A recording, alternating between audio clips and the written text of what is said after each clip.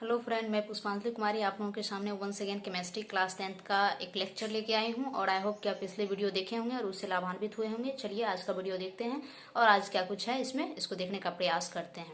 तो चलिए, जब कभी भी आप देख रहे हो वीडियो तो एक आप लोगों से ये रिक्वेस्ट है कि आप अपने बुक को पास में रख के ही देखें, क्योंकि सारी बातें इसमें लिखी हुई होती नहीं, सिर्फ समझाया जाता है जैसे क्लास में होता है वैसे। चलिए देखते हैं आज का टॉपिक। देख रहे हैं आप जैसा कि दैनिक जीवन में ऑक्सीकरण अवकरण के प्रभाव के बारे में हम लोग चर्चा करेंगे। ऑक्सीकरण अवकरण अभिक्रिया पिछले लेक्चर में हम लोगों ने पढ़ लिया था, तो आज देखेंगे कि ऑक्सीकरण अवकरण का हमारे दैनिक जीवन में, दैनिक जीवन का मतलब होता है सुबह से शाम तक का हमारा जो जीवन होता है, डे टू डे लाइफ जो होता है, उसमें हम देखेंगे कि क्या इसका प्रभाव होता है, यानी ऑक्सीकरण अवकरण अभिक्रिया क्या क्या योगदान देता है। तो चलिए पहला पॉइंट देखते हैं, भोजन का पचना, डाइजेशन ऑफ फूड, भोजन।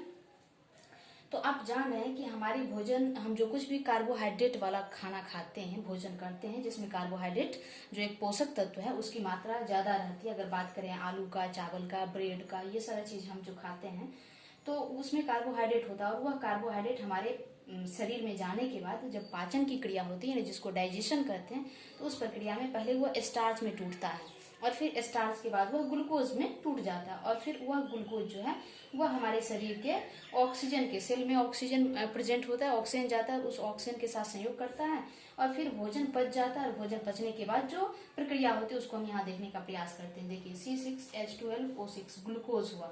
बात की कार्बोहाइड्रेट खाया, माना कि मैंने रोटी खाया, रोटी से क्या हुआ, हमारे शरीर में कार्बोहाइड्रेट मिला, कार्बोहाइड्रेट स्टार्च में टूट गया और स्टार्च से ग्लूकोज बनता है और यह ग्लूकोज हमारे शरीर में गया। उसके बाद हम सांस निरंतर ले रहे हैं, यानी कि हमारे कोशिकाओं में ऑक्सीजन जा रहा है और ऑक्सीजन के साथ ग्लूकोज जब संयोग करता है तो बन जाता है कार्बन डाइऑक्साइड और जल और ऊर्जा बनता है, यानी हमें भोजन ग्रहण करने के बाद ऊर्जा, एनर्जी मिलता है। इसको हम पहले बैलेंस कर लेते हैं, जो पीछे के क्लास में भी हम लोग इस इक्वेशन को देखे थे। तो भोजन का पाचन जो है ये एक तरह का ऑक्सीकरण अवकरण अभिक्रिया का ही उदाहरण है। चलिए दूसरा पॉइंट पे चर्चा करते हैं, भोजन का दुर्गंधित होना, जिसको कहते हैं रेंसिडिटी ऑफ फूड। भोजन दुर्गंधित कैसे होता है? तो आप जानते हैं कि जो ताजा भोजन होता है, तुरंत का जो पका हुआ भोजन होता है, उसका स्वाद बहुत अच्छा होता है, प्लीजेंट होता है, मतलब अच्छा होता है, आनंददायक होता है। लेकिन अगर कुछ समय तक भोजन को छोड़ दिया जाए या एक दिन हो जाता है बासी भोजन, जिसे हम स्टेल फूड कहते हैं, STALE, स्टील फूड जो होता है जिसे बासी भोजन कहते हैं, उससे दुर्गंध आने लगता है, यानी वह भोजन खाने योग्य नहीं रहता है। तो आखिर दुर्गंध क्यों आता है, ऐसा हो क्या जाता है भोजन में?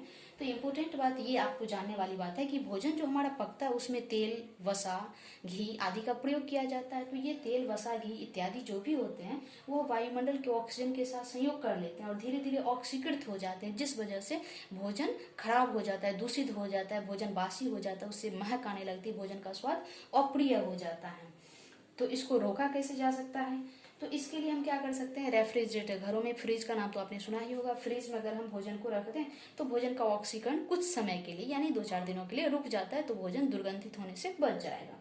ऑक्सीकरण मतलब क्या, ऑक्सीजन के साथ संयोग होना। भोजन हमारा ऑक्सीजन के साथ संयोग करके ही दूषित होता है, तो उसको ऑक्सीजन के साथ संयोग होने से रोकने के लिए हम फ्रिज में डाल सकते हैं या फिर हम उसको कुछ ऐसे बर्तन में डाल सकते हैं जो वायुरुद्ध हो। वायुरुद्ध हो मतलब उसमें हवा नहीं घुसे, तो हवा नहीं जाएगा तो ऑक्सीजन नहीं जाएगा, ऑक्सीजन नहीं जाएगा तो फिर भोजन का ऑक्सीजन के साथ, भोजन में जो मौजूद तेल और वसा है उसका ऑक्सीजन के साथ संयोग नहीं होगा, तो फिर भोजन खराब नहीं होगा। तो 2 उपाय हो गए, या तो रेफ्रिजरेटर यानी फ्रिज में रख दीजिए भोजन को, या फिर ऐसे बर्तन में पैक करके रखिए जिसमें हवा नहीं प्रवेश करे। या फिर तीसरी बात है कि कुछ डिब्बा बंद भोजन जो हम लोग खाते हैं, पैकेजिंग फूड जो खाते हैं, पैकेट वाला बंद फूड, तो उसमें तो बहुत लंबे समय तक चिप्स हुआ, कुरकुरे हुआ, बहुत सारे तेल मसाले वाले जो चीज होते हैं वह तो सुरक्षित होते हैं। तो ऐसा इसलिए होता है क्योंकि उसमें कुछ ऐसे पदार्थ मिला दिए जाते हैं जो वायुमंडल के ऑक्सीजन से उनका संपर्क तोड़ देता है, या फिर अगर वो ऑक्सीजन के संपर्क में आ भी जाए तो उनका ऑक्सीकरण नहीं होगा, यानी ऑक्सीजन से संयोग नहीं होगा। तो ऐसा चीज होता क्या है? तो ऐसा चीज होता है एंटीऑक्सीडेंट, इसको कहा जाता है। तो एंटीऑक्सीडेंट के तौर पे हम सिट्रिक एसिड का प्रयोग करते हैं, सिट्रिक अम्ल का, सिट्रिक अम्ल जो नींबू में पाया जाता है, या फिर लेसिथिन का प्रयोग करते हैं। ये सब एंटीऑक्सीडेंट होते हैं, यानी ये सारे ऐसे पदार्थ होते हैं जिसको अगर तेल और वसा वाले भोजन पदार्थ में मिला देते हैं तो उस पदार्थ का ऑक्सीकरण यानी ऑक्सीजन से संयोग रुक जाता है और वह भोजन दुर्गंधित नहीं होता है। तो दूसरा पॉइंट भी आप समझ गए कि भोजन का दुर्गंधित होना भी ऑक्सीकरण अवकरण का ही उदाहरण होता है। अगले पॉइंट हम संक्षारण पे चलते हैं। अगला पॉइंट हमारा है संक्षारण, कोरोजन इसको कहा जाता है। तो संक्षारण में देखिए इसमें क्या होता है, आप देखे होंगे कि लोहा को अगर कुछ समय तक खुली हवा में छोड़ दिया जाए तो लोहे पे जंग लग जाता है। ऐसा क्यों होता है? तो लोहा का जब संपर्क वायु से और नमी से होता है तो लोहा अभिक्रिया कर लेता है। अभिक्रिया करने के बाद उसका ऊपरी परत का नष्ट होने लगता है, क्षय होने लगता है। तो वह भी एक प्रकार का ऑक्सीकरण अवकरण अभिक्रिया का उदाहरण है। इसी को संक्षारण कहते हैं। और जिसके बारे में हम लोग धातु अधातु में अगले चैप्टर में, धातु अधातु चैप्टर जो है तीसरा चैप्टर, उसमें हम लोग डिटेल्स पढ़ेंगे। और 5वां पॉइंट आपका दहन है। दहन कंब्यूजन क्या होता है? तो दहन अभिक्रिया की बात अगर हम करें, एक छोटा सा एग्जाम्पल हम यहाँ पे ले ही लेते हैं दहन का। किसी चीज को जलाते हैं, जैसे कि देखिए हाइड्रोजन और ऑक्सीजन आपस में दहन करता है तो H2O बन जाता है। तो इस अभिक्रिया में हम क्या बात कर रहे थे? पहले इसको बैलेंस कर लेते हैं। हाइड्रोजन 4 हो गया, ऑक्सीजन 2। हाइड्रोजन का ऑक्सीजन के साथ संयोग हुआ और यह जल बन गया। तो हाइड्रोजन का ऑक्सीजन के साथ संयोग हुआ यानी कि इसका ऑक्सीकरण हो रहा है। इसी तरह अगर हम बात करें तो ऑक्सीजन का भी तो हाइड्रोजन के साथ संयोग हो रहा है और जल बन रहा है। तो ऑक्सीजन को हाइड्रोजन मिल रहा है यानी इसका अवकरण हो रहा है और अवकरण इस प्रक्रिया के फलस्वरूप जल बन रहा है। तो इस अभिक्रिया में हम क्या देख रहे हैं? यह क्या एक प्रकार का दहन का अभिक्रिया। दहन वैसी अभिक्रिया होती है जिस अभिक्रिया में कोई पदार्थ जलने के बाद ऊष्मा और प्रकाश देता है। तो यह भी एक दहन का उदाहरण है। इसके अलावा दैनिक जीवन में हम जलावन को जलाते हैं। जैसे कि कार्बन की बात करें, इससे ज्यादा सटीक एग्जाम्पल कार्बन हमारा लकड़ी हुआ, इसको ऑक्सीजन में जलाते हैं तो कार्बन डाइऑक्साइड गैस बन गया। तो यह भी क्या है? ऑक्सीजन के साथ संयोग हुआ कार्बन का तो ऑक्सीकरण अभिक्रिया का उदाहरण हो गया। तो कार्बन हो गया, या फिर लकड़ी, कोयला, पेट्रोलियम, ये सारी चीज जो जलते हैं, ये दहन की क्रिया जो होती है, इसमें कोई भी चीज ऑक्सीजन की उपस्थिति में ही जलता है, आप इतना जानना है। तो इसलिए यह दहन की अभिक्रिया भी क्या होता है? ऑक्सीकरण अवकरण अभिक्रिया का ही उदाहरण होता है। तो आई होप ये टॉपिक आपको समझ में आया होगा। नेक्स्ट वीडियो में हम लोग नेक्स्ट टॉपिक के साथ मिलेंगे।